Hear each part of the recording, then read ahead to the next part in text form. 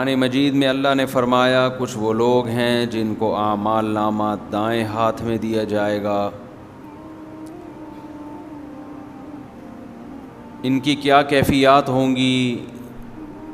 یہ اپنے اہل خانہ کی طرف لوٹیں گے اور کہیں گے اقرؤوا کتابیہ، لوگو میرے اعمال نامے کو پڑھو.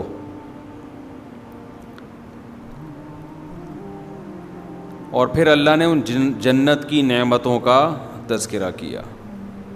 وہ تذکرہ بھی ہو چکا پچھلے بیانات میں. وَأَمَّا مَنْ أُوتِيَ كِتَابَهُ بِشِمَالِهِ، آگے قرآن کہتا ہے کہ جس کو اعمال نامہ بائیں ہاتھ میں دیا گیا،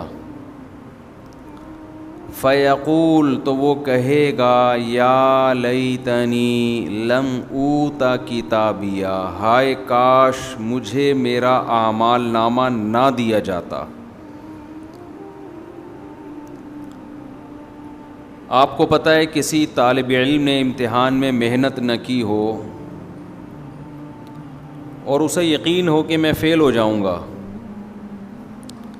اس کی خواہش ہوتی ہے کہ رزلٹ اناؤنس ہی نہ ہو، پیپر کینسل ہو جائیں. تو اسے جب اعمال نامہ دیا جائے گا یہ کہے گا کاش مجھے بتایا ہی نہ جاتا کہ میں نے کیا کیا ہے. وَلَمْ أَدْرِ مَا حِسَابِيَهْ، مجھے پتہ نہ چلتا کہ میرا حساب و کتاب کیا ہے. کاش. یا لیتہا کانت القاضیہ، ہائے کاش میری موت میرا کام تمام کر چکی ہوتی.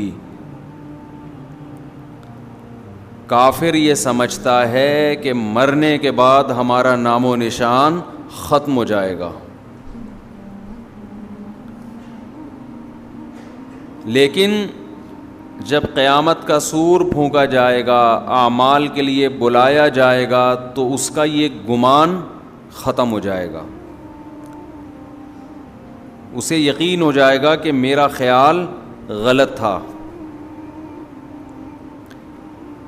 وہ کہے گا کانت القاضیہ. دیکھیں دنیا میں انسان موت کو پسند نہیں کرتا، وہ چاہتا ہے مجھے زندگی رہے، میرا شعور برقرار رہے.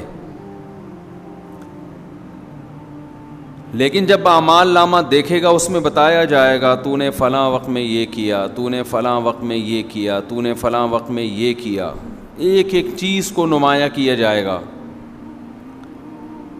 تو وہ کہے گا کاش کاش کاش موت قاضی ہوتی.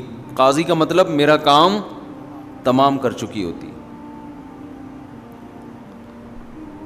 کچھ لوگ ایسے ہوں گے جن کے اعمال ان کے خیال میں بہت اچھے ہوں گے، لیکن قرآن ایسے بہت سے لوگوں کے بارے میں کہتا ہے الذین ضل سعیہم فی الحیاۃ الدنیا وہم یحسبون انہم یحسنون صنعا. بہت سے لوگ ایسے خسارے میں ہیں کہ وہ یہ سمجھتے ہیں کہ ہم اچھا کر رہے ہیں. صنعا کا مطلب ہے کہ باقاعدہ محنت کر کے، تکلف کر کے، صنعت سے نکلا ہے نا صنعا. آپ نے سنا ہے صنعت سازی کسے کہتے ہیں؟ فیکٹریوں میں جو مال تیار ہوتا ہے. ایک ہوتا ہے کام، ایک ہوتی ہے صنعت.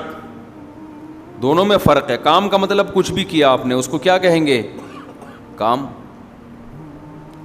صنعت کا کیا مطلب ہوتا ہے؟ فیکٹریوں میں مشینیں ایک خاص ڈیزائن سے چیزیں تیار کر رہی ہوتی ہیں، اس میں بڑی محنت ہوتی ہے، کاریگروں کے ہاتھ کی محنت، مشین کی محنت. اس محنت کے بعد ایک پروڈکٹ سامنے آتی ہے. ایسی چیز کو مصنوع کہا جاتا ہے. مصنوع آپ نے سنا ہوگا نہیں، یہ مصنوعی کام ہے. کیا مطلب؟ محنت سے ڈیزائن کر کے بنایا گیا، نیچرل نہیں ہے. کہتے ہیں نا مصنوعی آواز نکالنا مشکل ہے، آپ کی نیچرل آواز تو جو ہے وہ ہے. تو صنعت، صنعا، قرآن نے یہ بد نظری کے لیے بھی یہ لفظ استعمال کیا ہے.